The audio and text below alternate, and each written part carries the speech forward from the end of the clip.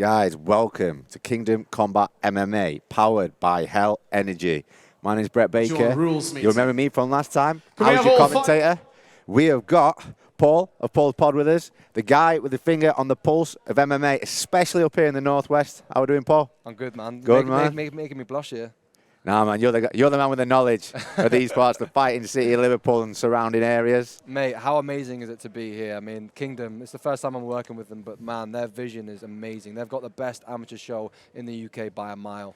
Yeah, I think the production value is second to none, but not just that, the matchups. Yes. And I suppose when you're up here, man, it's easy to match fights because everybody from around here comes to fight. The level of Northwest MMA, it's crazy. Never a dull moment, man. Never a dull moment. No, I've never seen the amateur scene as good as this. I mean, I think it's a testament to see how far UK MMA has gone, especially, you know, you look at these amateur fights, they can beat any amateur in Europe or in the world. I mean, the amateur level is really high nowadays. Yeah, and I think it's the constant need for evolution in the game, everybody pushing each other. Yeah. Like amateurs of today, it's unreal compare them to 10 years ago. 10 years are a lot more raw and ready. Now, you got guys and girls making their debut that look like they've been training and fighting 5 fights in, like 5 years in almost. Like, I, for one, feel privileged to be able to call the fights. I don't know about yourself. For sure, for sure. Mate, the most impressive thing as well is how professional all these amateurs are. I mean, these amateurs, I mean, there's a lot of guys making their debut tonight, but the professionalism is, I mean, you can see it from a mile off. Well, that's it as well. I think what comes with the professionalism is these events. They give people, not only people a platform, but you get to see how the other fighters conduct themselves, how the coaches conduct themselves, and how the events are run. And this is the step towards, like, these people. Some of these people are looking at a future in MMA as a career. They want to take it to the top. They want to see just how far they can go with their martial arts skill and mindset. And they need things like Kingdom Combat MMA to provide that. It definitely gives space, them a platform, 100%. I mean, what these guys are doing, like we were saying, the production, there's no one else doing this. I mean, you look at places like Cage Warriors especially. I mean, if I'm not being biased here, but Kingdom is doing it much better. I mean, the platform that you're giving these amateurs, it's giving them the experience of a big show, the production, the interviews, the whole build-up. So when they actually get to that pro level, they've already become comfortable in front of media. They've become comfortable with the big shows. It's not so much of a scare to them for the first time. Well, that's it, and that's how you build your career as well. You use that gradient.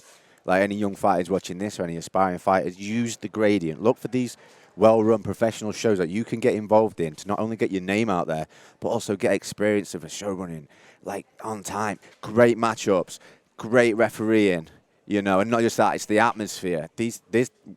I was here last time, the roof in this place goes off. There's these little clouds hanging down. Well, that's what it's like. You imagine that it's just flowing off and it's just sky, bro, because I don't know if it's something to do with the water around here, but everybody just on their feet, screaming, cheering, and people get behind the fighters so much. Oh, for sure. And it's so important for the fighters as well, you know. It's the fighters live off of the energy.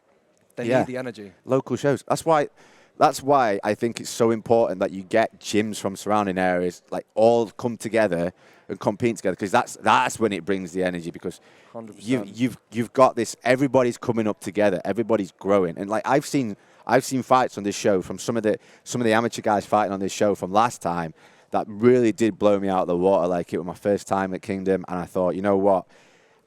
I don't know what to expect. Like, I'm from deepest, darkest Yorkshire, man. I'm not a Yorkshire man. I'm from Derbyshire, but that's where I live, and that's where I've lived since forever.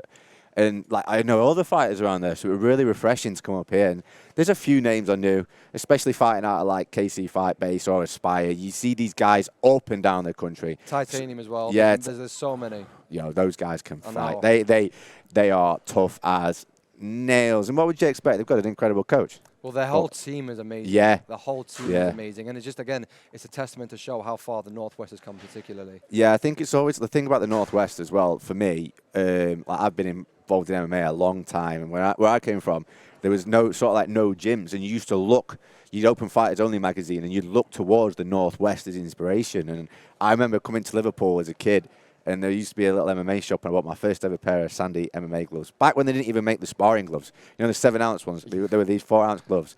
And I bought them, and I always remember, like, how cool it was that this was a hub from day one in UK MMA. Yeah. I'm not sure how, but like it's just grown. I mean, I've lived in Liverpool for just under a year, and this city just lives and breathes fighting. Yeah, lives and 100%. breathes it, so it's only a testament to the city. Yeah, and as well, and it's like people, like, on the mainstream, you've got the mainstream fighters, like you've got Paddy and and Molly. But if you just scratch the surface a little bit, it's more than just that, and it's more than just like one gym. For sure. It's citywide. It's citywide. Especially nowadays. I mean, we were saying before, like a few years ago, in the eras of like the Michael Bisping, you only had a handful of British MMA fighters that people could look up to. Now you look at the guys in the UFC, and obviously in other promotions as well, but mainly the UFC. We've got a run of contenders at the top. So you're looking at all these guys coming up as an amateur, or even people that are kids, and they're looking up like, oh wow, there are so many people that we can look up to now. Yeah, and this is where you get to see them first on these sorts The of grassroots. shows. Yeah, if you're tuning in live right now, there might be potentially somebody that you see today at this grassroots level that you're going to see take it to the top, take it all the way, because there's every possibility that might happen, you know? Should we get into the fights? Main event. Let's get in the fights. Main event, Amit Tsar versus Matt Holland. Amit is incredible. He's 4-0, 4 first-round finishes. He has no breaks. He just goes all out. His first round, that's the most dangerous round. He's explosive. But sometimes they're the scariest fighters to fight because you do your warm-up in the back. And luckily, these change rooms are apart, so they're not going to hear your opponent hitting the pads. But sometimes when they're hot and heavy in that first round, you've got to be switched on. 100%. The moment you step in that cage, there's no warm-up. And there's no feeling out process. No. Just go straight in. And sometimes people need that feeling out process. And if you're one of those people and you're fighting a guy like Amit, it's like you could get swallowed up by the pressure. Well, you know what's interesting as well? He's got an incredible coach there, Brad Pickett. From GB Top Team. GB Top Team. And amazing. I know he warms them up in a specific way. I spoke to him about it before, and he gets his fighters so ready. So awesome. For me, moving on, Charlie Bolton, right? Wow, what a talent he is. Great amateur career, incredible amateur career. And then we're going to see him fight professional bantamweight MMA tonight. Yeah. I'm seriously looking forward to that fight. 4-fight win streak as well. You know, he had a really good amateur career. Connolly stepping up on short notice as well. So, you know, that can go one way. You know, has he had enough time to prepare for it? You know, how much will that affect Charlie as well? But, you know, it's a complete change of opponent. How different is the style going to be? But again, it's just a test. And they're both making their pro debuts as well. So well, that's it. It's a great time to meet then, especially like you said, if you've been training for one person and you've set your entire game plan on that, and then your opponent changes last minute, you've got a real strong psyche. But I don't doubt Charlie. No, Charlie's tough as they come. He is. Yeah, and he's a real prospect. I mean, you know, what he's achieved at amateur, and of course, you know, I really think he's become a prospect for the Northwest. I think he's got a lot of potential. Yeah, and we've got a European title fight on our hands, haven't we? Of course, Milos versus Jack. I mean, Milos is, 13-2, 9 finishes. He's fought all the best amateurs. He's a really, really good talent, but we can't sleep on Jack, Dunny. Oh, because he is an unbelievable striker. 4-1. All of his fights have not got the distance. I think there's going to be a war, to be honest. I think they're both going to go out there to take each other's heads off. Yes, absolutely. And we've got another one I'm really looking forward to, the title eliminator, Jordan Rutherford. I saw him fight last time. Really blew me away. Super great composure, great technical skills, great fight IQ. I'm looking forward to that, man. And Lewis Humphries, I mean, you can't forget. I mean, all these guys are so matched up so well, and it's going to be a great night. And I think we're in for a treat, to be honest. I think if you're watching this, if you're here, if you're on the pay-per-view stream, you are in for a treat. We've got to mention, before we chop off, there's a new announcement on Kingdom. We have announced the Spanish invasion in June, end of June, Team England versus Team Spain.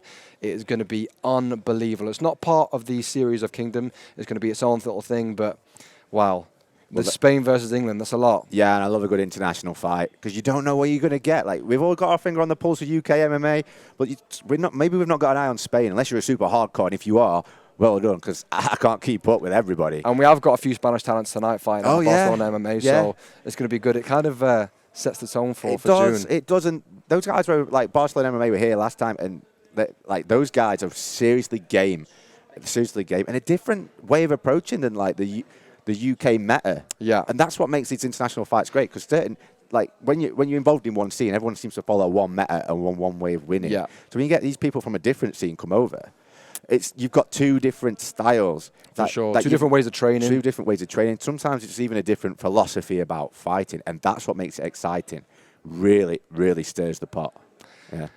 I just love the whole international thing against each other. I think, we're in for a treat. Again, Kingdom absolutely smashing it. No one's doing it like Kingdom, guys. We're only 4 fights in, and the levels that have been taken up is crazy. So let's all go to the trailer for the Spanish invasion.